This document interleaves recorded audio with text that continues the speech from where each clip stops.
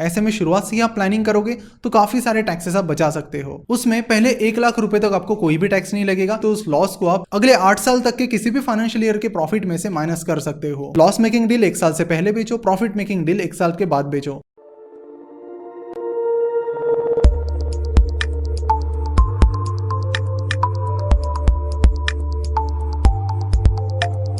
नमस्कार।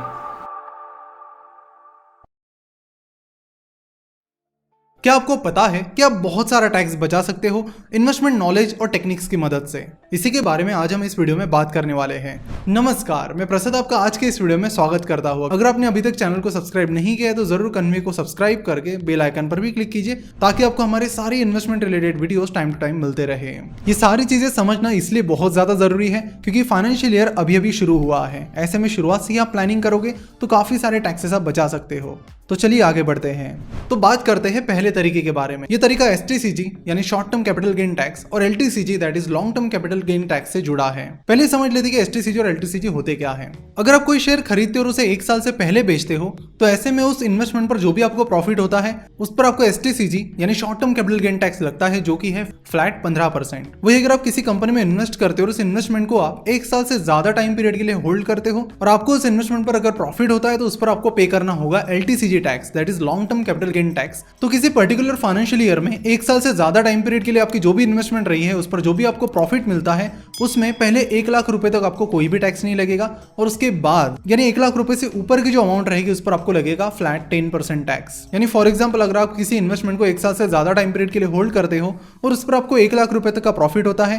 तो उस पर आपको कोई भी टैक्स नहीं लगेगा। फॉर एग्जाम्पल अगर आपको 1.5 लाख का प्रॉफिट होता है तो उसमें पहले 1 लाख रुपए तक आपको कोई भी टैक्स नहीं लगेगा और ऊपर के जो 50,000 रुपए है उस पर आपको 10% टैक्स लगेगा। तो उस टोटल अमाउंट पर यानी टोटल 1.5 लाख पर आपको 5,000 रुपए का टैक्स लगेगा।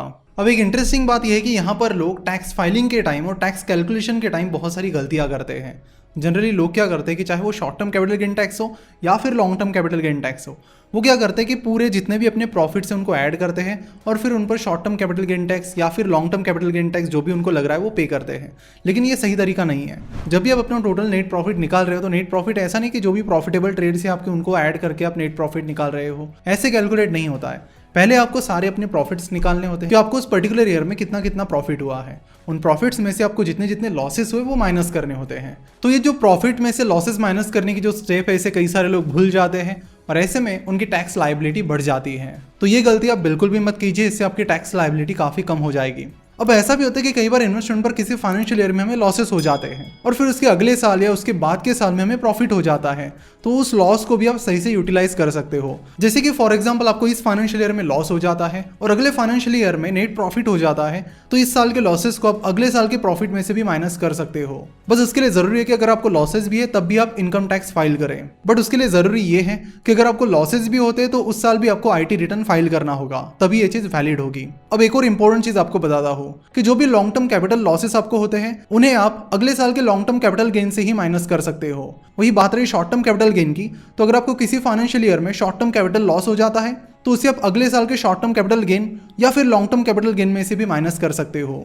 तो इसी तरह अगर आपको किसी फाइनेंशियल ईयर में लॉस हो जाता है तो उस लॉस को आप अगले 8 साल तक के किसी भी फाइनेंशियल ईयर के प्रॉफिट में से माइनस कर सकते हो। तो ये चीज आप बिल्कुल भी मत भूलिए और अपनी जो भी इन्वेस्टमेंट है उसका रेगुलर आप ऑडिट भी करिए।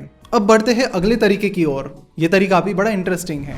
अगर आपने कोई इन्वेस्टमेंट की है तो जस्ट 1 साल उसका पूरा होने से पहले उसे चेक कर लीजिए, यानी इन्वेस्टमेंट करने के 11 साढ़े 11 महीने बाद उसे आप चेक कर लीजिए।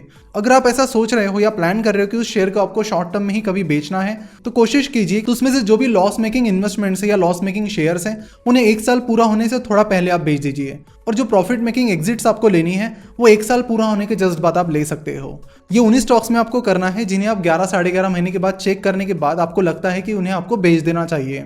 अदरवाइज लॉन्ग टर्म इन्वेस्टमेंट बहुत अच्छी बात है और इस चीज़ का ऐसा बिल्कुल भी मतलब नहीं है कि टैक्स बचाने के लिए आपको अपनी इन्वेस्टमेंट सेल करनी चाहिए। ऐसा आपको बिल्कुल भी नहीं करना है। लेकिन अगर आप 11 साढ़े 11 महीने बाद अपनी इन्वेस्टमेंट्स देख रहे हो और प्लान कर रहे हो कि उसे शॉर्ट टर्म में उस इन्वेस्टमेंट को बेचना ही है, तो इस तरह से आप प्लान कर सकते हो कि लॉस मेकिंग डील 1 साल से पहले बेचो, प्रॉफिट मेकिंग डील 1 साल के बाद बेचो। क्योंकि short term capital gain tax ज्यादा लगता है। जैसे कि हमने 1.5 लाख वाला ही एग्जांपल लिया, तो 1.5 लाख रुपए के लॉन्ग टर्म कैपिटल गेन पर आपको टोटल 5,000 रुपए का ही टैक्स लगता है। वही अगर आपको 1.5 लाख रुपए का प्रॉफिट शॉर्ट टर्म में होता है तो उस पर आपको 15% टैक्स पे करना होगा, जो कि 22,500 रुपए के करीब आता है। तो इस तरह STCG और LTCG में काफी ज्यादा डिफरेंस है। तो यहाँ पर इस स्ट्रेटेजी का आप इस्तेमाल कर सकते हो अगर आप उस टाइम पीरियड में उस स्टॉक को सेल करना चाहते हो तो। अब बढ़ते हैं अगले तरीके की ओर। अब बात करते हैं तीसरे तरीके के बारे में, जो कि है इनकम टैक्स का अंडर सेक्शन 80D, जिसके तहत आपको अपने हेल्थ इंश्योरेंस पर 25,000 का टैक्स डिडक्शन मिल जाता है। और ये डिडक्शन आपको उस हेल्थ इंश्योरेंस पर मिलता है जो आपने अपने लिए, अपनी वाइफ के लिए और अपने बच्चों के लिए निकाला है। पेरेंट्स के लिए अगर आप हेल्थ इंश्योरेंस निकालते हो तो उसमें और बेनिफिट आपको मिलता है। अगर आपके पेरेंट्स 60 साल से कम साल के हैं तो उस पर आपको अलग से 25,000 रुपए का टैक्स डिडक्शन मिलता है। और अगर आपके पेरेंट्स 60 साल से ज्यादा उम्र के हैं तो उस पर आपको 50,000 रुपए का अलग से टैक्स डिडक्शन मिलता है। तो इस तरह से इंपॉर्टेंट टैक्स डिडक्शन आपको मिलता है। कोविड-19 के इस टाइम में हम समझ ही गए हैं कि अनएक्सपेक्टेड चीजें कई बार हो जाती हैं। तो ऐसे में अपनी फैमिली को और अपना ख्याल रखने के लिए हमेशा बेहतर है कि हम अपना हेल्थ इंश्योरेंस निकाल लें, ताकि हमारे बजट पर इन अनएक्सपेक्टेड चीज़ों का अलग से बर्डन ना आए।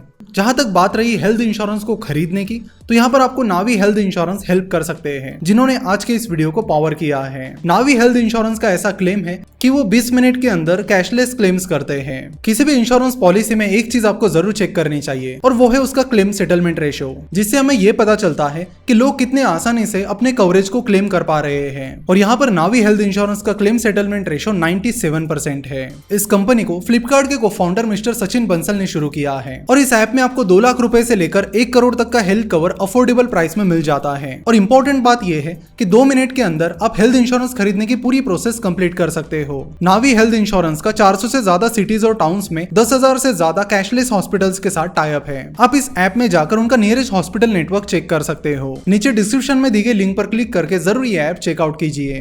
अब बात करते हैं अगले तरीके के बारे में, जो कि है इनकम टैक्स का under section 80C।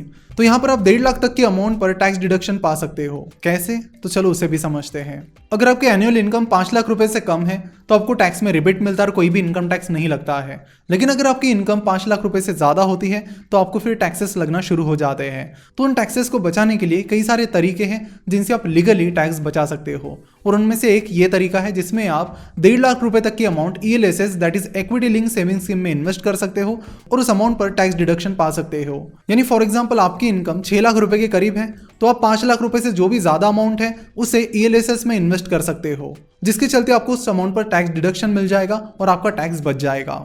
ELSS fund को आप किसी भी म्यूचुअल फंड प्लेटफॉर्म के जरिए खरीद सकते हो। बस यहाँ पर एक कंडीशन ये है कि इस इन्वेस्टमेंट पर 3 साल का लॉक इन पीरियड होता है, यानी 3 साल तक आप वो इन्वेस्टमेंट निकाल नहीं सकते। तो टैक्स बचाना है तो ये तरीका भी आप अपना सकते हो। तो ये चीजें आप जरूर फॉलो कीजिए, मेनली STCG और LTCG से जुड़ी चीजें। आपको अगर ये टिप्स अच्छी लगी है तो वीडियो को जरूर लाइक करके शेयर भी कर दीजिए अपने दोस्तों के साथ, सारे व्हाट्सएप ग्रुप्स और सोशल मीडिया पर। और साथ ही चैनल को सब्सक्राइब करना बिल्कुल ना भूलें।